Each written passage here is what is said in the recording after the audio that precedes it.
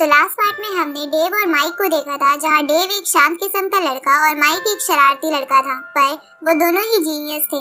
इसलिए माइक के फादर और डेव के टीचर उन दोनों को एक आइलैंड पर फियरलेस बीड लाने को कहते हैं, जहाँ जब माइक उस आइलैंड के पास पहुँचता है तो उसे वहाँ डेव दिखता है। इसलिए माइक डेव पर अटैक कर देता है। साथ ही उन दोनों को लड़ते हुए एक लड़की दूर से देख रही थी, जो खुद भी वहाँ उस फियरलेस बीड को लेने आई थी। अब आगे तो इस पार्ट की शुरुआत में माइक डेव से कहता है कि तुम अपने सैनिकों को साथ रखकर खुद को जीनियस समझ रहे हो, अगर तुम्हें दम है तो अकेले मुझसे फाइट करो। और ये कहकर माइक उस आइलैंड के और अंदर चला जाता है, तो डेव भी अपने सैनिकों को वहीं रोककर आइलैंड पर आ जाता है। जहाँ आइलैंड पर पहुँचने पर डेव को एक अजीब सी आवाज आती है, तो डेव उस आवाज को फॉलो करता है और फॉलो करते करते डेव एक बहुत बड़ी खाई के पास पहुंच जाता है। उसी वक्त माइक वहां आकर डेव पर अटैक करता है, लेकिन डेव उस अटैक से बच जाता है, जिसपे माइक बोलता है कि आखिर तुम अकेले यहाँ आ ही गए। इसके बाद माइक डेव पर विंड ब्लेड नाम का अटैक करता है, लेकिन डेव उसे गॉड बेस्टो नाम की टेक्निक से रोक देता है। ये देखकर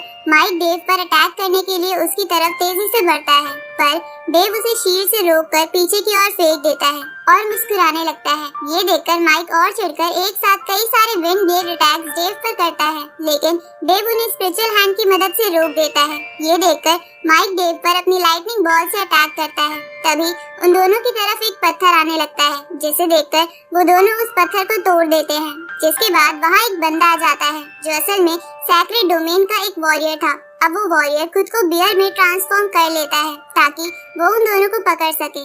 अब ये देखकर डेव समझ जाता है कि वो बंदा सैक्रेड डोमेन का एक वॉरियर है। अब वो वॉरियर डेव पर अटैक करता है, लेकिन डेव शील्ड बनाकर उससे बच जाता है। तभी माइक अपने कई सारे अटैक्स का इस्तेमाल उस वॉरियर पर करता है, लेकिन उस वॉरियर को कुछ नहीं होता और वो माइक की तरफ बढ़ता है। तो माइक उससे बच के अपने थंडर अटैक से उसे नीचे गिरा देता है और बोलता है कि ये बंदा जितना दिखता है उतना ताकतवर नहीं है, इसलिए जो भी इसके पीछे छुपा है सामने आ जाओ। तो ये सुन के वो लड़की वहाँ आ जाती है, जिसका नाम एमा था। अब एमा को देखकर माइक कहता है कि तुम तो बहुत ब्यूटीफुल हो। इसके बाद एमा उन दोनों को बताती है कि वो सैक्रेड डोमेन की सिल्वर लोटस क्लैन से है। तो ये सुन के वो दोनों भी अपना इंट्रोडक्शन देते हैं, जिसे सुन के एमा कहती है कि तुम दोनों डिफरेंट डोमेन से हो, तो मतलब तुम दोनों दोस्त नहीं हो।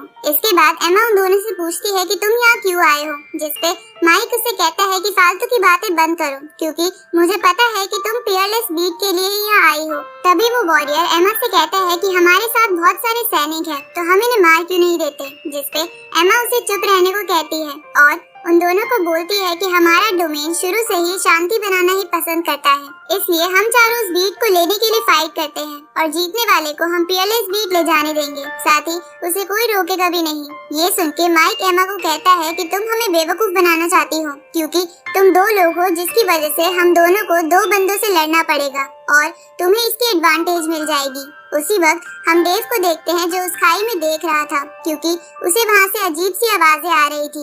इसलिए डेव उस खाई में चला जाता है, जिसे देखकर माइक भी उसके पीछे जाता है। पर एमा और वो वॉरियर उस खाई में नहीं जा पाते, क्योंकि वहाँ एक सील बन गई थी। तो वो दोनों वहीं बैठकर डेव और माइक के वापस आने का इंतजार करने लगते हैं, ताकि वापस आने पर वो उन दोनों से बीट को छीन ले।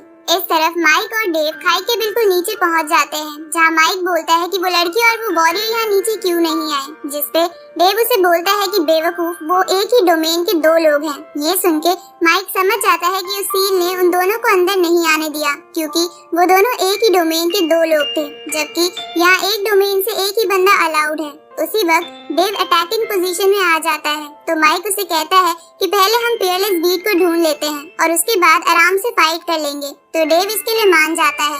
इसके बाद वो खाई के और अंदर जाने लगते हैं, जहाँ रोशनी करने के लिए माइक एक और एलिमेंट का इस्तेमाल करता है, जिसे देखकर डेव कहता है कि इसके पास कितने सारे एलिमेंट्स हैं, 3 तो ये पहले ही इस्तेमाल कर चुका है और अब ये इसका 4th एलिमेंट है।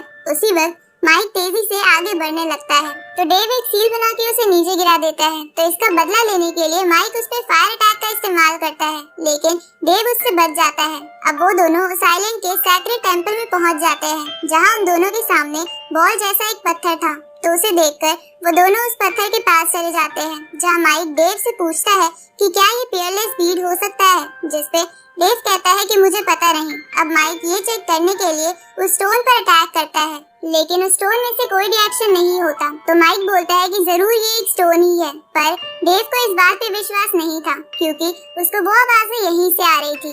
अब डेव सच जानने के लिए उस पत्थर को छूता है, लेकिन वो उस पत्थर से चिपक जाता है और वो पत्थर उसका ऑरा कंज्यूम करने लगता है। तभी माइक उसे देखकर पूछता है कि तुम क्या कर रहे हो, तो डेव उसे फंसाने के लिए कह देता है कि वो उस पत्थर को रिफाइन कर रहा है। ये सुनके माइक भी जल्दी से उस पत्थर को टच करता है, जिसकी वजह से वो भी उस पत्थर से चिपक जाता है। तभी डेव उसे कहता है कि तुम सच में एक गधे हो।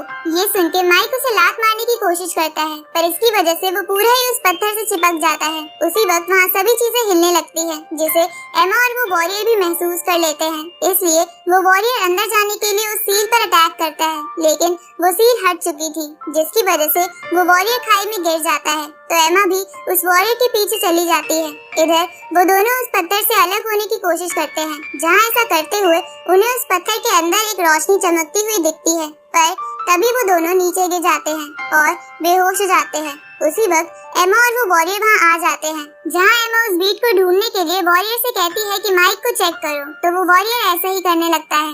इस तरफ एमा डेव को बेहोश देखकर एक बार को उसकी खूबसूरती में खो जाती है, पर वो खुद को संभाल कर डेव को चेक करती है, लेकिन उसे एक स्पैरो टॉय के अलावा कुछ नहीं मिलता। तभी एमा माइक के हाथ में एक ब्रेसलेट देखती है जिसमें स्क्रीन लगी हुई थी, तो एमा वॉरियर से उस ब्रेसलेट को लेकर उसकी स्क्रीन में देखने लगती है, लेकिन उस ब्रेसलेट में माइक ने उल्टी सीधी चीजें डाल रखी थी, जिसे देखकर एमा शर्मा जाती है और सोचती है कि माइक कैसी कैसी चीजें कलेक्ट करता है। अब उन दोनों को डेव और माइक के पास से वो पियरलेस बीड नहीं मिलता, जिसकी वजह से एमा सोचती है कि कहीं वो पियरलेस बीड कोई इल्यूजन तो नहीं था। ये सुनके उस वॉरियर को गुस्सा आ जाता है और वो माइक को लात मारने लगता है, तो एमा उससे कहती है कि भूलो मत, हमारे क्लैन का मोटिव पीस और हार्मनी है। ये सुनके वो वॉरियर माइक को अच्छे से चेक करने के लिए उसके सारे कपड़े फाड़ देता है, जिसे देखकर एमा शर्मा कर वहाँ से भाग जाती है। तो वो वॉरियर भी एमा के पीछे चला जाता है। थोड़ी देर बाद उन दोनों को होश आता है, जहाँ अपने कपड़े फटे देख के माइक को वॉरियर पे गुस्सा आने लगता है, क्योंकि माइक को बेहोशी की हालत में भी उन दोनों की आवाजें सुनाई दे रही थी। तभी डेव वहाँ से जाने लगता है, तो माइक उसे कहता है कि अगर हम फिर से मिले तो मैं तुम्हें नहीं छोड़ूंगा, जिसपे डेव उसे कहता है कि तुम अभी भी बच्चे हो। ये सुनके माइक को गुस्सा आ जाता है।